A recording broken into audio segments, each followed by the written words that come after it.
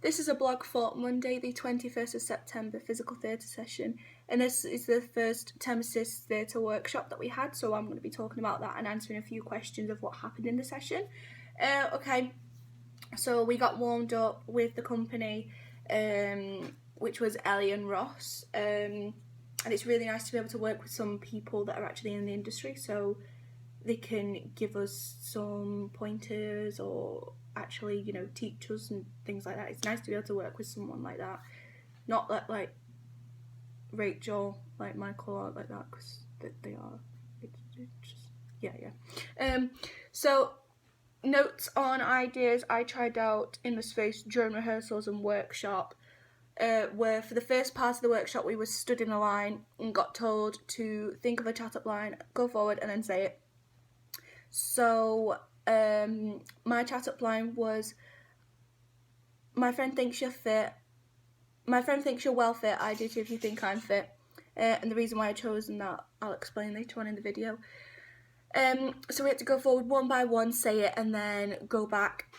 So we did this, and I properly did it quite flirtatiously, and it was nice to play around with it. And then we got told that we were going to say it and wait for a response, and then walk back rejected. So again, we did this, and I did it and tried to make it feel as awkward as possible, like standing there really eagerly waiting and proper dragging the weight out, and then finally being rejected. And then we got told to have fun with it and just like push it as far as we could. So I challenged this and went forward, said my chat-up line, waited eagerly and awkwardly, and then after the rejection I made it over the top by acting really wounded and like grabbing hold of my chest, going, "Oh no, woe is me," very pantomime-esque, and like started crawling back on the floor as if I was in such pain and things like that, which was really fun because I really enjoyed doing that. Ideas that we tried out in space during the rehearsals with the duets, as I was with Hannah, and I like working with Hannah as we just bounce ideas off of each other. So we brainstormed some concepts and physical elements. We wanted to make it a typical relationship of a couple that are very in love, but then they break up, but then they get back together, are very in love, break up, but then they get back together, and so on and so on. So we wanted it to be in a never-ending circle where a couple can't break away from each other, which everyone has a couple that we know like that. So we did things to show our intimacy by using touch elements and carrying one another's weight and placing it on, and moments of pausing where we're looking at each other. And it's very hard to look at someone lovingly when they're your friend, as it's very funny and humorous. So we did struggle with this a few times. And then we used harsh elements like breaking away and not looking at each other and facing different directions to show the couple breaking up. So we used soft dynamics for the moments of tenderness and harsh dynamics for the moments of viciousness. What I liked about the duet was that it all seemed to flow, and I believe that we portrayed what we wanted to show, a never-ending cycle of a couple that can't seem to break up. What we didn't like was there was one movement that just didn't seem to fit, and we didn't really know how to end the piece to get it on to repeat, so we're just going to have to work on that. Notes and a few ideas I wish to try out and why I think they would be good in the performance space. How would each idea work or impact the audience? In the chat-up line, I want to make my character unbelievably desperate, almost like she's a typical crazy cat lady who's going to be forever alone or something like that, and is desperate to find love. I'm going to do this by over-exaggerating my movements, like walking up to person, like trying to be sexy but really not, and facials and timing my facials with my words. An example would be that I'll go, "My friend thinks you're well fit. I do too if you think I'm fit." So like I'm really exaggerating on that. I do too. I do too if you think I'm fit. To get in the desperateness of it. For the duets, we want to focus. Well, I want to focus on the fact that what intoxication in love can do to you. So if that's the positives or the negatives. So I really want to make the positives really positives, but the negatives such like crashing and burning, things like that. I want to make the intimate moments more loving and the fighting moments more harsh and vicious, which I've just said. Just to really exaggerate on things and to find the tender moments and the moments of pause. Discuss any words or text used in the piece and how they inspired the piece or added to the impact on the audience. So the chat up line, my friend thinks you're well fit. I do if you think I'm fit. I do too. My friend thinks you're well fit. I do too if you think I'm fit. I chose this because it's joking and what you used to say to people in like high school, like, oh, my friend thinks you're well fit, and like that sort of thing. But I can use this to show how desperate I am by exaggerating the I do too if you think I'm fit. And I picked it because it was quite humorous at first, but now I can really exaggerate on things. In the duets, I want to add text onto it as I think it'll layer the piece. So I don't know what text we're going to use yet, but I think adding text will layer onto the piece. Discuss modern practitioners in terms of the themes they look at or skills they apply to their work. Consider how they create or develop their work. So a company that I'm interested in myself is Deviate, which Deviate tackles themes people are too scared to talk about. And they like to push boundaries and not do the normal.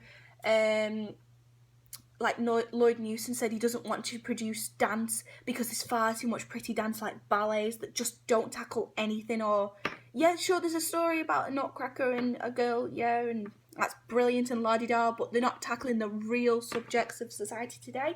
So things like poverty, immigration's a big one, rape, racism, those are still things that are going on, homosexuality, and he does tackle these things that like ballets aren't tackling because it's a traditional ballet. So like when we went to see John, it pushed things like there was men that were just fully nude on stage, and there were people in the audience that were younger than me, like 16, or I don't know what the age limit was, it must have been about 15, but they were just performers dancing fully nude on stage. And to me that was quite an eye-opener. Like, it was a really brave thing to do and out there to do.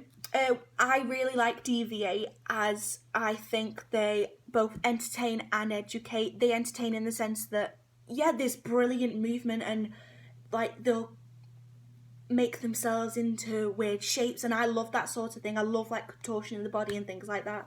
But then they'll educate you on things that are still happening, like people's life stories and things like that. Discuss footage from watching a piece. Do you like, dislike, why, what I think they are influenced by? Does it give me ideas for my work? So a footage of a piece of work I watched was Frantic Assembly, and it's called Frantic Assembly Ignition 2009 Bed Scene. So I really, really enjoyed watching this piece as it was just so, it was organised chaos, and there was just a bed, just a bed as a prop on stage, and the amount of things they used to do with the bed was just incredible. Like, they fully used the prop to its full extent. Like, there was a woman fitting herself through bars and going under the bed and using the bed. Oh, it's just brilliant. There was humour within the piece, but it was humour that wasn't meant to be humorous. It was dry humour, so it wasn't a punchline or anything like that. It was playful the way they used the prop. They were balancing on the bedpost bar, which I thought was really brilliant. It was very abstract and physical. It must have taken a lot of strength to do. It was really interesting. However, I found that watching it, they rely on the music and the lights to change the atmosphere from tense to sweet. As at the start, the lighting was quite dark and there was a spotlight, and then the music was quite intense and frantic. And then by the end of the piece, the lighting was softer and so was the music. So I'd say that they rely on the lighting and the visual aspects to narrate. they did a lot of contact work and like using the strength of the people and counterbalancing weight. It was really good. I really did enjoy it. Discuss and research on the genres of physical theatre and how it influenced the modern physical theatre.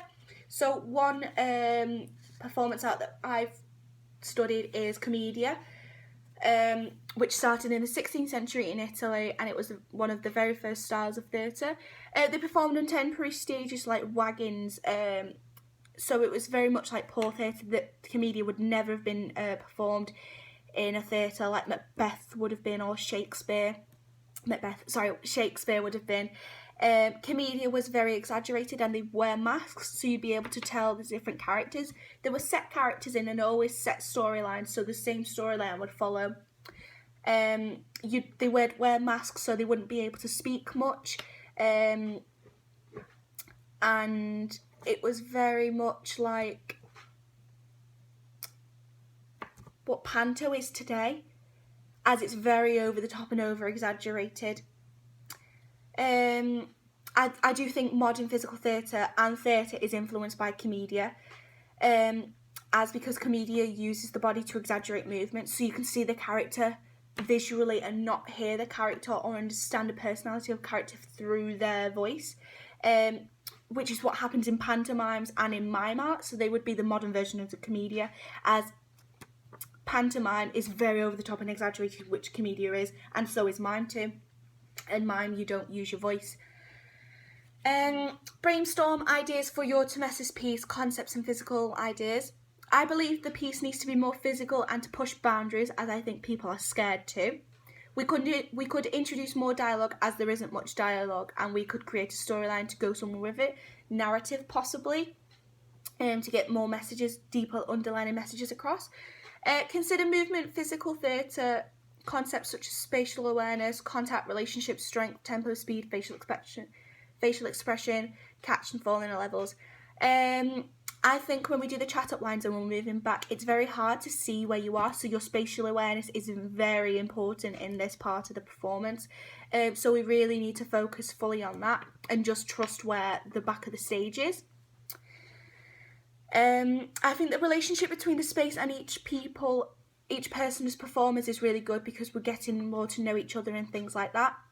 And we are using the space to its fullest extent, but we won't know how to use the space on the day of the show, as there's some set in place.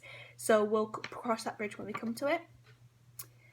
I think the speed and the tempo of the piece altogether is quite ploddy. I think we need to quicken up some things and just get on with it and see how to take it, because people are waiting for like laughs or something like that, which if it's going to be funny, it's going to be funny.